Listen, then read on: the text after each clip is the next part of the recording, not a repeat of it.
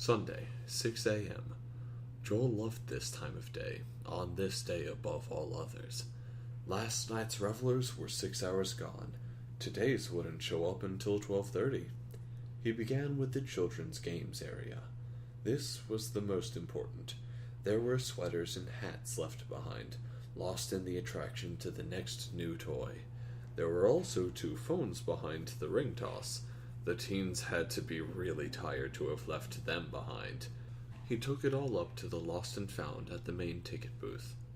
There were bits and pieces of trash everywhere. Joel worked his way slowly among the booths, picking up candy wrappers, unused napkins, and plastic bits of broken toys. Once in a while he'd find something really good, a light-up sword or a gun that made blaster noises. Did the trash say something about the festival goers or our society?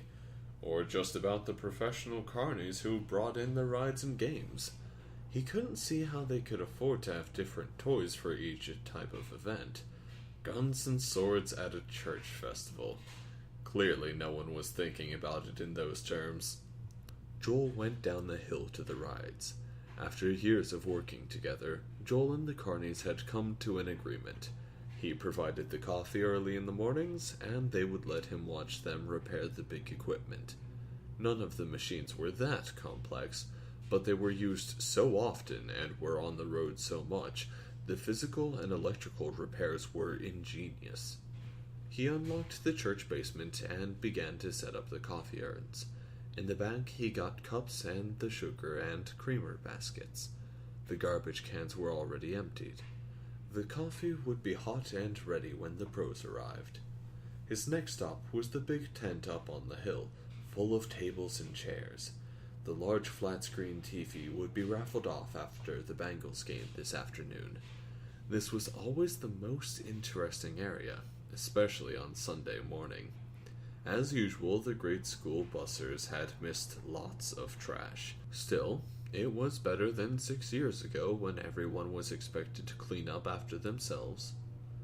Scattered on the ground and the tables were the remnants of the people who had come to work the crowds. There were the usual election bills: Bevan Hampton for governor, Bashir for attorney general, Quarles for the commissioner of agriculture. Reading the last one aloud, Joel began to laugh.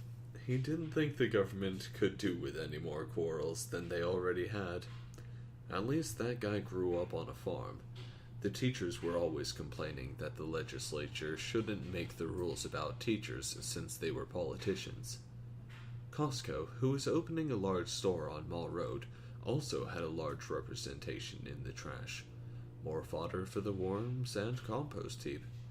None of the handouts were worth keeping since they had no coupons to appeal to the thrifty seniors group. Thinking of them, he'd have to make sure he swung by the wine garden to clean up. There were also pamphlets from the Scientologists and Corp.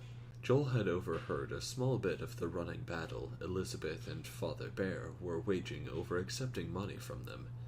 Joel had looked into the corporation a few days ago.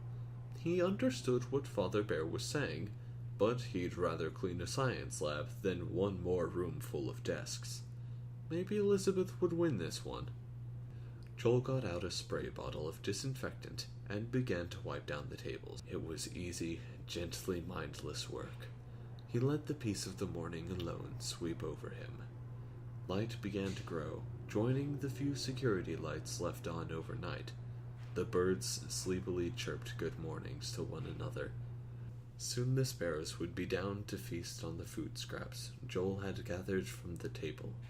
He always put them out on the hill between the split-the-pitch and hayride track. That way the birds could come down even when people were around. It was 7 already? He'd drop the sunglasses and keys at the main ticket booth and go up to take care of the wine garden. No time to tinker with the machinery this year. Maybe next year he'd start out a little earlier.